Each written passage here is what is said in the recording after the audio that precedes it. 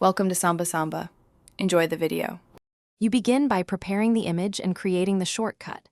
Place the icon image in Photos or Files so it's easy to access. Open Shortcuts, tap the plus to create a new shortcut, then add the Open App action and select the app you want to rebrand. Once done, name the shortcut something clear. This name appears on the home screen. Make sure the action is correctly linked. If not, tap the action and pick the app again before moving to the next step. Next, you customize the home screen tile. Tap the three dots on the shortcut, then tap the share icon and choose Add to Home Screen.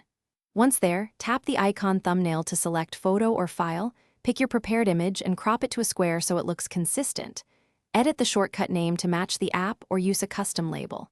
After confirming, press Add. The new icon appears on your home screen. If you want neat spacing, drag it to the desired spot. To finish, tidy things up and verify functionality. Move the original app to the app library or a folder to avoid duplicate icons on your home screen. Tap the new icon to confirm it opens the intended app. If it doesn't, check the image format, use PNG or JPEG, and make sure you cropped it square.